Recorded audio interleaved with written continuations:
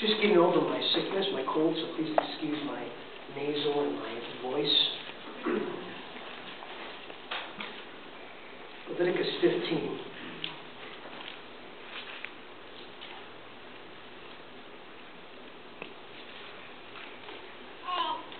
Yahweh also spoke to Moses and to Aaron, saying, "Speak to the sons of Israel and say to them, when any man has a discharge from his body, his discharge is unclean. This, moreover, shall be his uncleanness in his discharge. It is his uncleanness whether his body allows its discharge to flow, or whether his body obstructs its discharge. Every bed on which the person with the discharge lies becomes unclean, and everything on which he sits becomes unclean. Anyone, moreover, who touches his bed shall wash his clothes and bathe in water, and shall be unclean until evening. And whoever sits on the thing on which the man with the discharge has been sitting shall wash his clothes and bathe in water, and be unclean until evening. Also, whoever touches the person with the discharge shall wash his clothes and bathe in water, and be unclean until evening. Or if the man with the discharge spits on one who is clean, he shall wash his clothes and bathe in water, and be unclean until evening.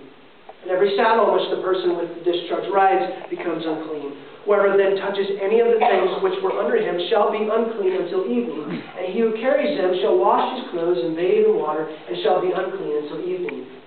Likewise, whomever the one with the discharge touches without having rinsed his hands in water shall wash his clothes and bathe in water, and be unclean until evening. However, an earthenware vessel which the person with the discharge touches shall be broken, and every wooden vessel shall be rinsed in water." Verse 13. Now when the man with the discharge becomes cleansed from his discharge, then he shall count off for himself 7 days for his cleansing.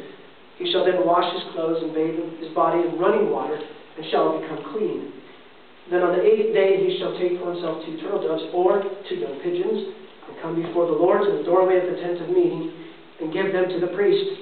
And the priest shall offer them, one for sin offering and the other for burnt offering. So the priest shall make atonement on his behalf before Yahweh because of his discharge. Verse 16. Now if a man has a seminal emission, he shall bathe all his body in water and be unclean until evening. As for any garment or any leather in which there is a seminal emission, it shall be washed with water and be unclean until evening.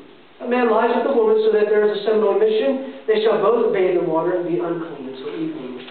Verse 19.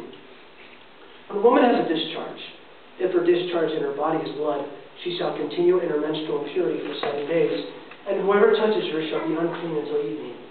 Everything also on which she lies during her menstrual impurity shall be unclean, and everything on which she sits shall be unclean. And anyone who touches her bed shall wash his clothes and bathe in water, and be unclean until evening. And whoever touches anything on which she sits shall wash his clothes and bathe in water, and be unclean until evening. Whether it be on the bed or on the thing on which she is sitting, when he touches it, he shall be unclean until evening. And if a man actually lies with her, so that her menstrual impurity is on him, he shall be unclean 7 days, and every bed on which she lies shall be unclean. Verse 25. Now if a woman has a discharge of her blood many days, not at the period of her menstrual impurity, or if she has a discharge beyond that period, all the days of her impure discharge, she shall continue as though in her menstrual impurity. She is unclean. Any bed on which she lies, all the days of her discharge shall be to her like her bed at menstruation, and everything on which she sits shall be unclean like her uncleanness at that time. Likewise, whoever touches them shall be unclean, and shall wash his clothes and bathe in water, and be unclean until evening. When she becomes clean from her discharge, she shall count off for herself 7 days, and afterward she shall be clean. Then on the 8th day she shall take for herself 2 turtle doves or 2 young pigeons, and bring them into the priest to the doorway of the tent of meeting. And the priest shall offer them, one for a sin offering and the other for a burnt offering. So the priest shall make atonement on her behalf before Yahweh because of her impure discharge. Verse 31. Thus you shall keep the sons of Israel separated from their uncleanness, lest they die in their uncleanness by their defiling my tabernacle that is among them. This is the law for the one with a discharge, and for the man who has a seminal emission, so he is unclean by it, and for the woman who is ill because of menstrual impurity, and for the one who has a discharge, whether a male or a female, or a man who lies with an unclean woman. Let's pray. God, we're ready for you to speak from your word. This is your scriptures, so we have read, so speak. In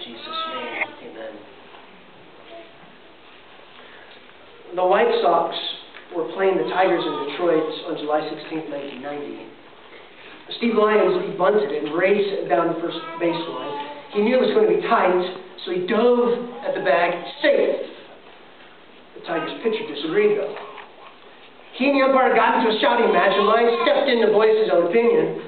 Absorbed in the game and the debate, Lyons felt dirt trickling down the inside of his pants. Without missing a beat, he dropped his britches, wiped away the dirt, and 20,000 jaws hit the floor.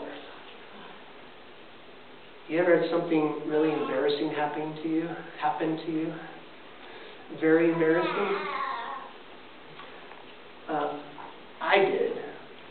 When I was in junior high school, I remember I was going into 7th grade, and we went to junior high camp, and a couple of friends and myself, and then one of my friends, he had a friend of his, a girl, her name was Cindy.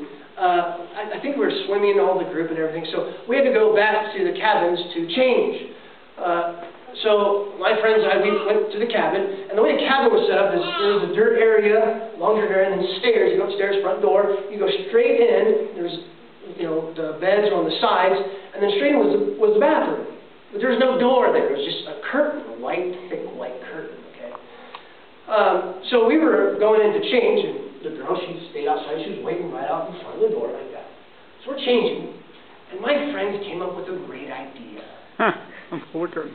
So they thought it would be fun if, while I was changing, which I was, in my birthday suit, they proceeded to open the front door. There was, yes, and I said, oh my, and I remember grabbing this white sheet and trying to pull it over me to cover myself. A very embarrassing moment. You might say, why are you bringing these things up? Because of the chapter we just read. One author titled this chapter like this: Things My Dad Taught Me to Never Talk About in Public. When you read something like this, you go, wow, this is pretty much out there, huh? I warned you, didn't I? We're studying the book of Leviticus, and I told you there's going to be some things that are just right out there for you. What are some things we can take away from this? In the past 3 chapters, chapter 13, 14, and 15, that we're looking at today, we've seen many things that would make a person unclean, right? Things that practically everyone would experience. Thus, showing something. Showing what? Showing that all fall short of God's standard of holiness. Romans 3:23. For all have sinned and fall short of the glory of God. And God's holiness must be maintained. He must maintain His holiness. He must maintain His holiness. That's what we see from Leviticus. Leviticus 15 here in this chapter now. Leviticus 15 reminds us that God's call to holiness hits every area of life. And yes, my friends, even areas that we're uncomfortable talking about with each other, and rightly so. Uncleanness. It was a contagion that can be contracted by God's people. And that's what you see. You can contract, it's so contagious, and you can give that to the other person, which ultimately is a picture of something. It's a picture of sin. Because sin is a contagion. Sin is a contagion that permeates the whole life of God's people in the community. It can do that. Now, this is real stuff. This really happened. We are not allegorizing this at all. This really took place. This really happened in a historical time period of Israel's history. But the point was for them to understand that Leviticus was pointing this way and was pointing this way. Because it's a picture of our own sin. It's a picture of our own need. And it's a picture of God's holiness and how it must be maintained. Sin not only our witness, but our ability to enjoy communion and fellowship with God. As uncomfortable as this section is, reading it, let's remember, and we will look at this in a moment more in depth, let's remember how God, He lays claim to every aspect of our lives. And He is concerned about every part of it, every part of your life. Every part that you live as you come before Him, every part that you live for Him. So that's why I titled this message as such. Be holy, for God is holy. It matters to God. It matters to God. It matters to God. Holiness matters to God. It's an important aspect for Him. He has, and He lays claim to every part of us, and He has every right to. Now, before we go more in depth to, just to pull away some principles that we can learn from the text, I thought I'd do for you what I did for the past two chapters before this, with giving you like an outline of the chapter. It's 3 parts, and basically it's dealing with the reproductive organs. That's what it's doing. And what you have in verses 2 through 18, you have male bodily discharges, verses 19 through 30, female bodily discharges, and then verses 31 to 33, you have the purpose of these laws, as well as a summary. That's the chapter in a nutshell, so to speak.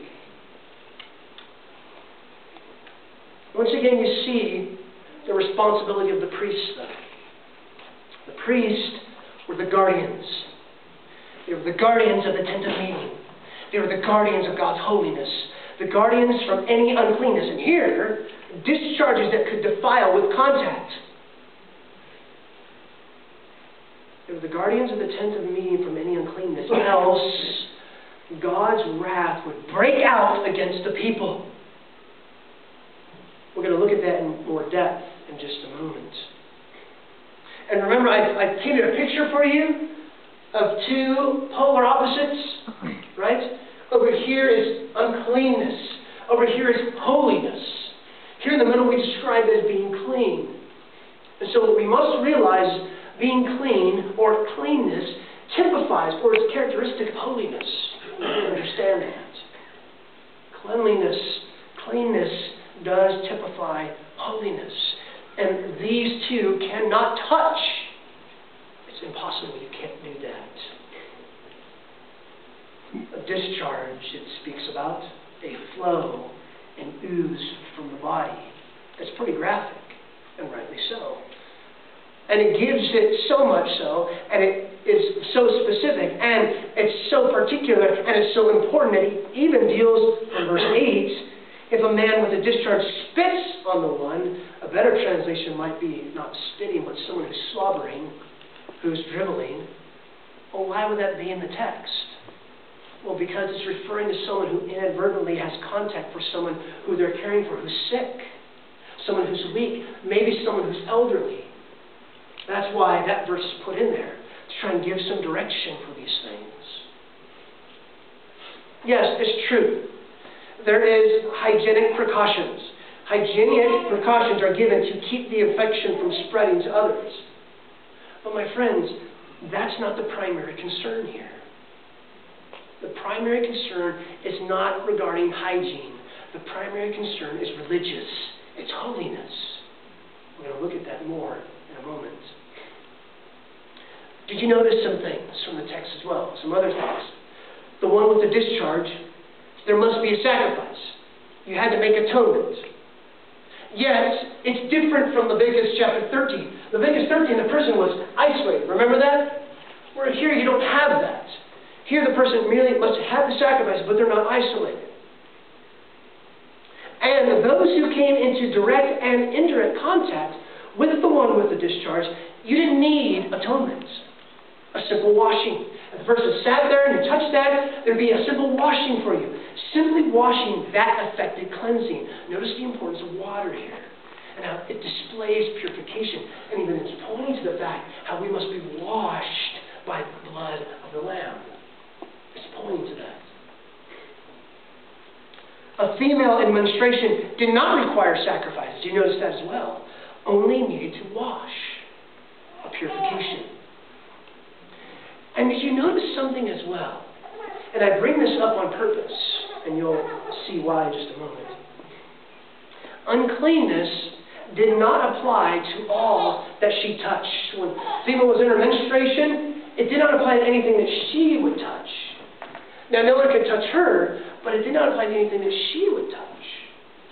Why is that important? Because Israel's neighbors, they were more restrictive of that. Israel's neighbors, for someone, a female who was in her menstruation, they wouldn't allow them to touch any food. You wouldn't even want to be around her breath. She was banished and even prevented from doing household chores. Many different kinds of different restrictions that Israel's neighbors, the Canaanites, they would put on women during this time. I said, well, why do you bring this up?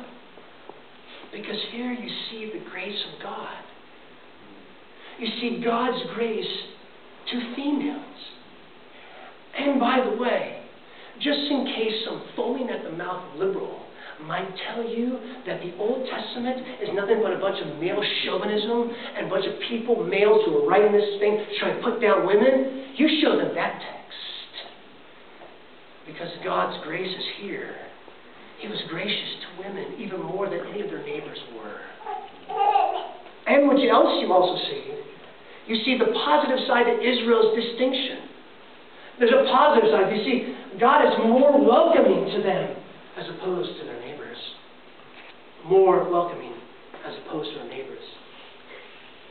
Now, what's the whole point of all this? Go to verse 31, with me if you would. Verse 31. Thus, you shall keep the sons of Israel separated from their uncleanness, lest they die in their uncleanness by their defiling my tabernacle that is among them. I put this up on the screen for you. God, who chose to dwell with his people encamped around him, he must have a place suitable for him.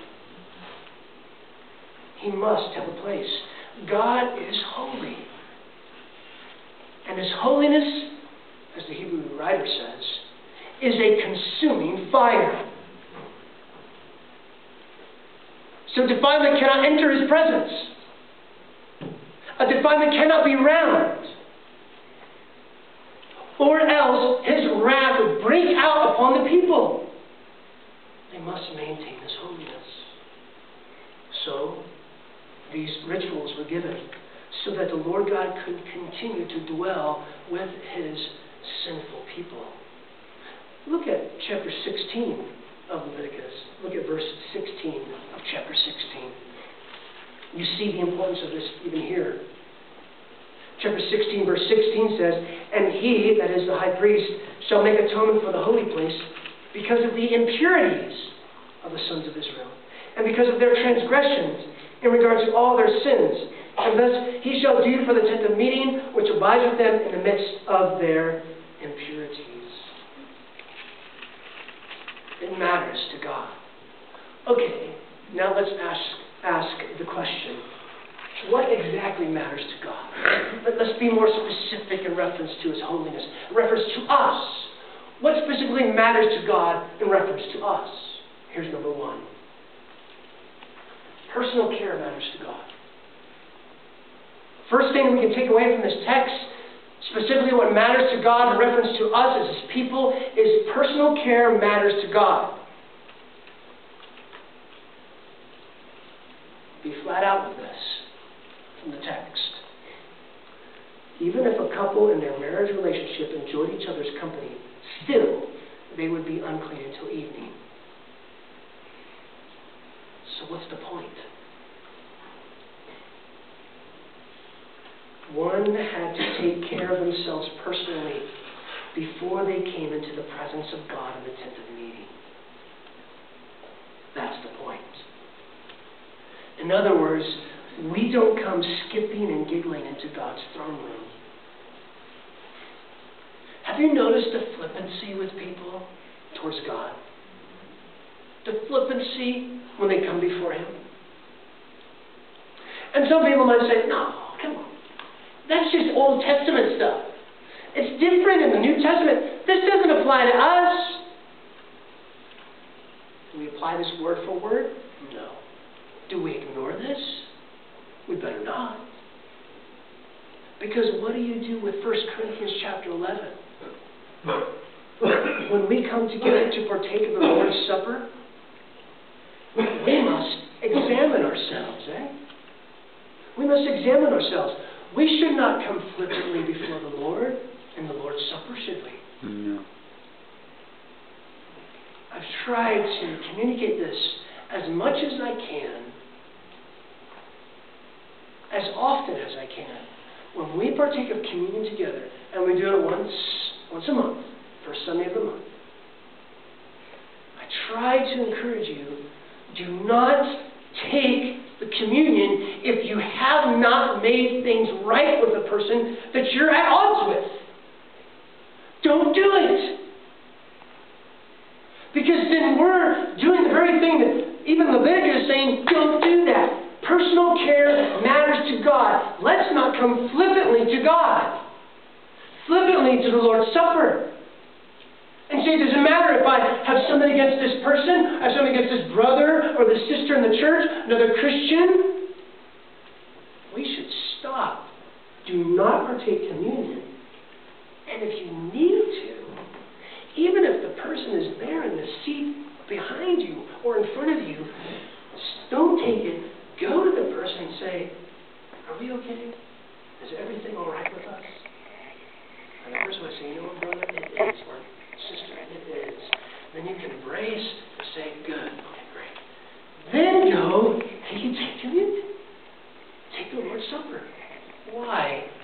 Because the Lord's Supper, it's the drama. It's the drama of the cross. That God reconciled with us, and if God reconciled with you, how much more so should we be able to reconcile with each other? We should not come flippantly when we partake the Lord's Supper. As a matter of fact, we should not come flippantly at all to God. And yet we think we can come flippantly, haphazardly, whether it's reading His Word, prayer, in corporate worship. We come flippantly. We come haphazardly.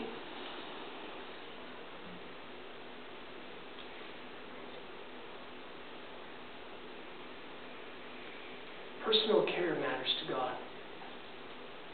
Here's number two. Number two. Personal morality matters to God as well.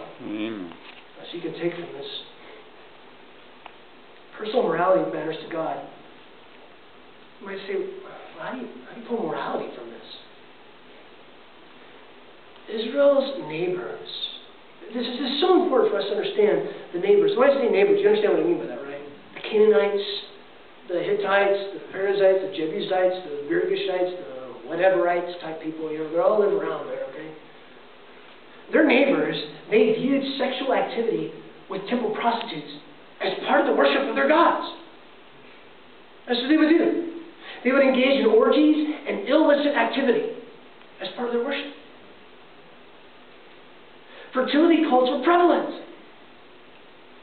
Sexual rites and sacred prostitution was most holy to them. That's like an oxymoron. Sacred prostitution is like, what? That doesn't make sense. Huh? How do you have a holy prostitution? That's what they would do. But in Leviticus, what do you see? Anything having to do with sexuality, birth, and death was separated from the holy things of God. By the way, why death? Because they would offer their children as a sacrifice to the god of Molech. Death was unclean.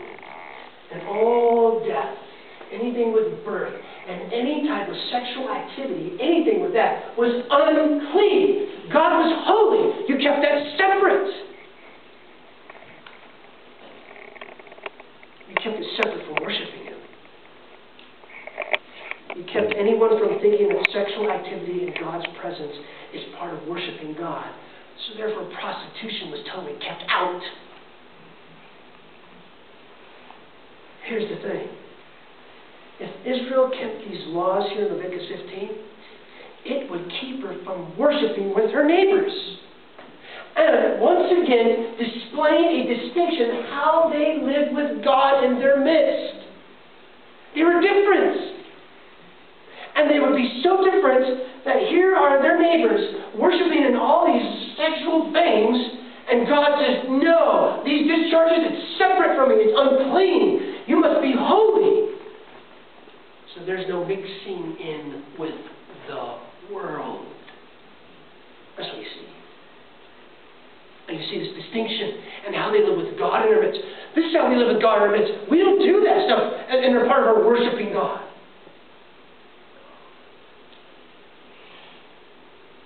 Distinction in how they live with God in their midst. My friends, how do we live with God in our midst? How do we live our lives? Are we distinct from the world? Are we distinct in our language? Are we distinct with our eyes? Are we distinct with our hands? Are we distinct with our feet? Are we distinct with the things that we hear? Are we separate from them?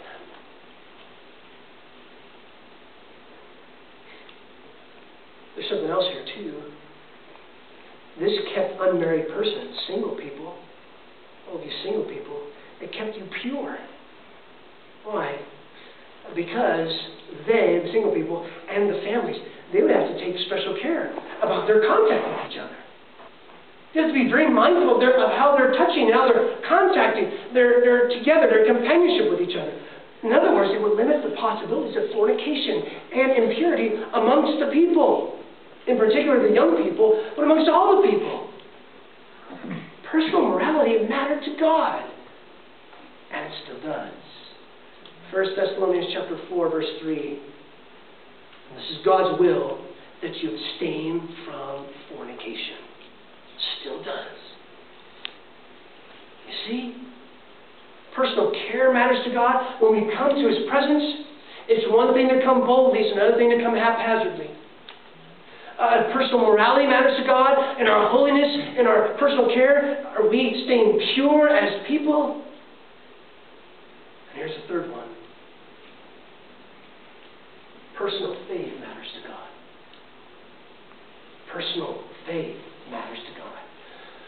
Only God can solve my unclean problem. Remember, uncleanness? It's a picture. It's a picture of what? Sin. Only God can solve my unclean problem. Only God can solve my sin problem. God provides a solution to be made clean, even holy again. And there's another cross-reference I'll bring up. And you can feel free to turn there if you like. But I brought this up again. I brought this up before, a few weeks ago. There was a woman with a hemorrhage. In Mark chapter 5, verses 25 to 34. There was a woman who had had a hemorrhage for 12 years and had endured much at the hands of many physicians, and had spent all that she had and was not helped at all